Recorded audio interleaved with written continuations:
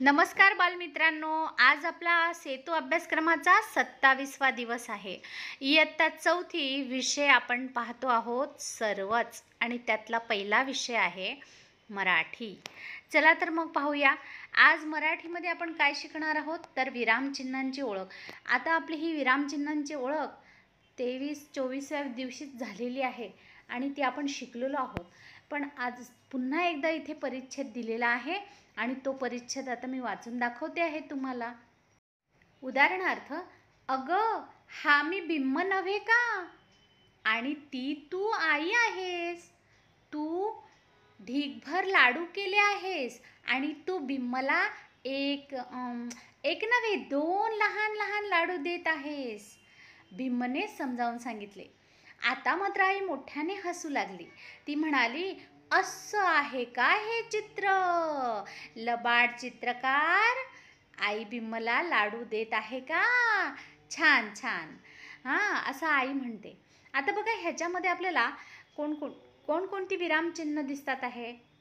बघा, या परिच्छेदामध्ये आपल्याला प्रश्नचिन्ह, उद्गारवाचक, स्वल्पविराम, पूर्णविराम, दुहेरी अवतरण चिन्ह हे चिन्ह आपल्याला बघायला मिळालेले आहेत. हे विरामचिन्ह आहेत. तर आपण आधीसुद्धा पाहिलेली आहेत.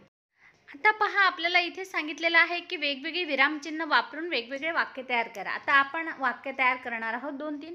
पहा, इथे मी काही वाक्य लिहिलेले आहे. अशा प्रकारचे तुम्ही दुसरी वाक्य तयार करायची आहेत. पहिला, आईने खाऊ आणला का? प्रश्नचिन्ह. अरे वा, आईने खाऊ आणला. उद्गारवाचक आणि पूर्णविराम. आईने मला, ताईला, बाळाला आणि आजीला सुद्धा खाऊ दिला. चौथं, आई म्हणाली घ्या लवकर खाऊन, नाहीतर थंड होईल. या वाक्यात दुहेरी अवतरण चिन्ह आलेलं आहे. चला तर मग तुम्ही सुद्धा अशीच वाक्य बनवा. बालमित्रांनो, आता आपण गणित पाहणार आहोत. गणितामध्ये काल आपण घटक पाहिला होता मापन, आणि आजही आपला तोच घटक आहे. फक्त याच्यामध्ये जे आपण काल मोजमापनाची साधने पाहिली होती, तर त्या संदर्भात थोडी माहिती दिली आहे. चला जाणून घेऊया. बघा, यात काय सांगितलंय की तुम्ही आतापर्यंत बऱ्याच वेळा आपल्या शरीराच्या अवयवांचा उपयोग करून लांबी मोजली असेल, की म्हणजेच वीट किंवा पावलं किंवा 1 हात 2 हात असं. सर्वप्रथम फायदे पाहूया. पहिलं, कुठल्याही साधनांची गरज नाही, आणि दुसरं, खर्चिकही नाही, कुठला खर्चही करावा लागत नाही, आपलेच अवयव आहेत. तोटे, माप अचूक येत नाही. दुसरं, प्रत्येकाच्या अवयवांची लांबी सारखीच नसते, आणि आपले अवयव वाढणारे सुद्धा असतात, त्यामुळे ते माप अचूक येत नाही. मोजमापाची प्रमाणित एकके इथे दिली आहेत. Centimetre, metre, kilometre. काही वेळा तुम्ही इंच आणि फूट ही सुद्धा एककं वापरत असाल, बरोबर. सेंटीमीटर तर आपल्या वहीवर आकृत्या काढण्यासाठी आपण सर्रास वापरतो, हो की नाही. 100 सेंटीमीटरचा 1 मीटर. सेंटीमीटर हे छोटं माप आहे आणि मीटर हे मोठं माप आहे. त्यात कापड वगैरे मोजलं जातं.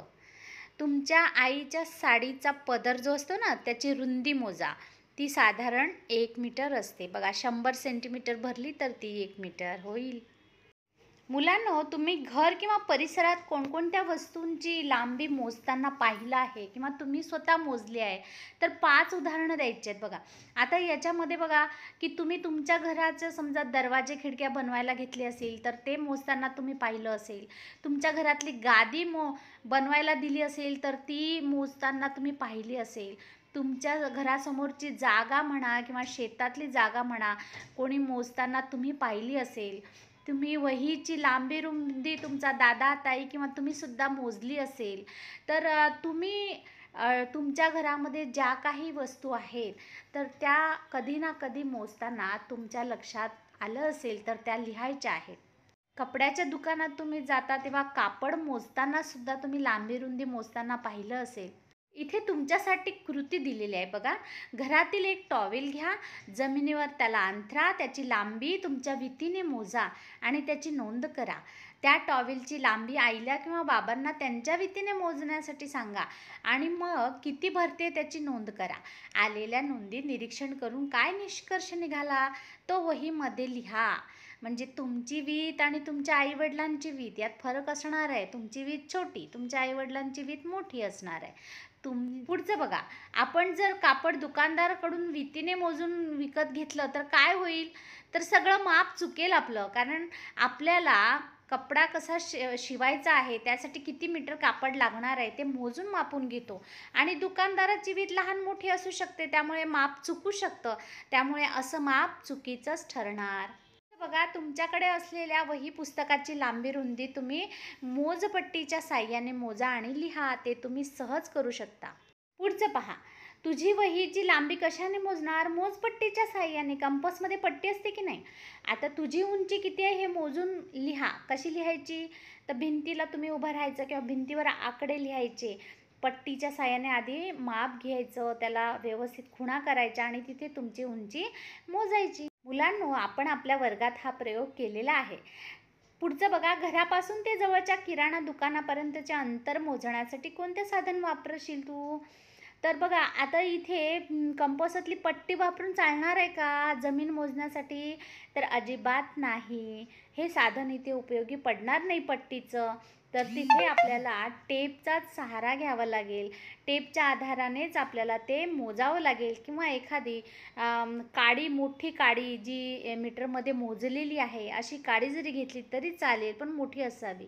इथे बघा काय दिलंय की आपल्या घरातील वडीलधाऱ्या व्यक्तींच्या साह्याने खालील परिमाणात कोणत्या वस्तू, बाबी मोजतात त्यांची यादी तयार करा. सेंटीमीटरमध्ये काय मोजतात? तर एखाद्या आकृतीची लांबी रुंदी मोजतात, वहीची लांबी रुंदी मोजतात. लहान लहान वस्तूंची लांबी मोजण्यासाठी सेंटीमीटरचा वापर केला जातो. दुसरं आहे मीटरमध्ये काय मोजतात?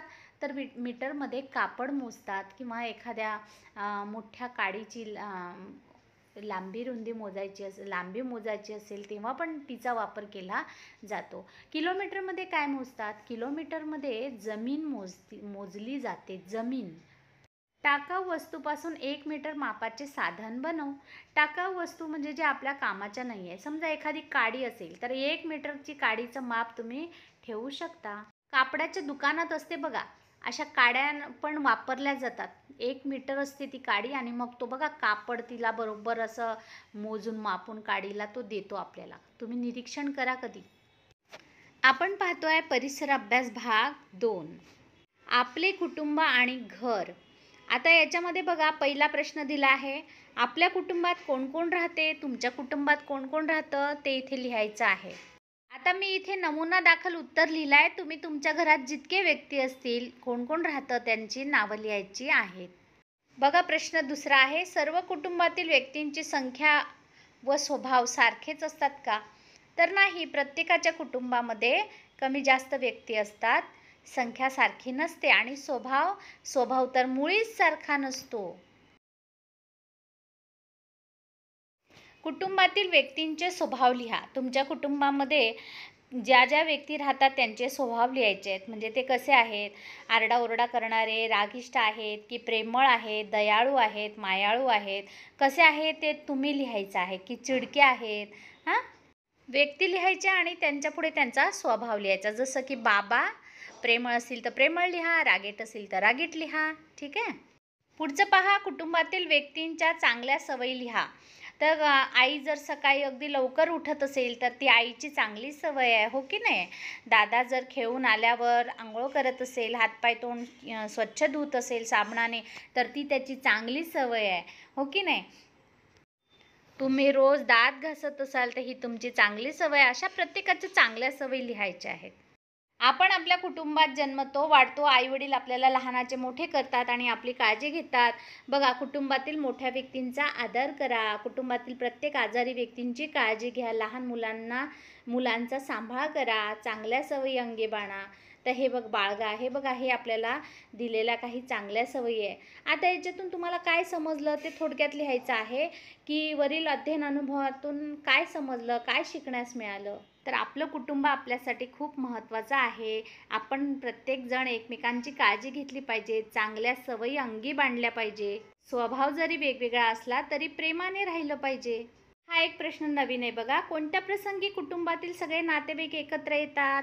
तर पहा, घरात काही लग्न समारंभ असेल, काही वाढदिवसाचा कार्यक्रम असेल, कुठला तरी कार्यक्रम जेव्हा घरी असतो तेव्हा आपले सगळे नातेवाईक एकत्र येतात.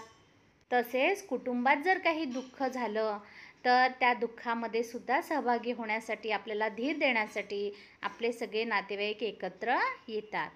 नमस्कार बालमित्रांनो, आता पाहूया आपण इंग्रजी हा विषय. इंग्रजी विषयामध्ये आज आपल्याला काही ब्रीद वाक्य बघायचे आहे.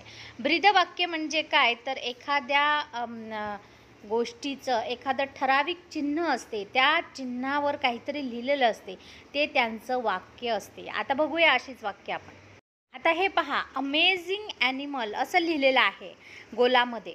तर हे कुठल्या तरी प्राणी संग्रहालयाच्या बाहेर म्हणा किंवा प्राण्यांचं जिथं संवर्धन केलं जातं अशा ठिकाणी ते लिहिलेलं आहे. त्यानंतर वाक्य त्याच्याबद्दल बघा काय आहे. We like to help animal, आम्हाला प्राण्यांना मदत करायला आवडतं. We care for all animals, तर आम्ही सगळ्या प्राण्यांची काळजी घेतो.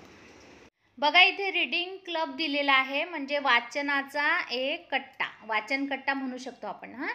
तर त्याच्याबद्दल बघा वाक्य लिहिलेले आहे. माझ्या मागे तुम्ही देखील बोलायचं आहे.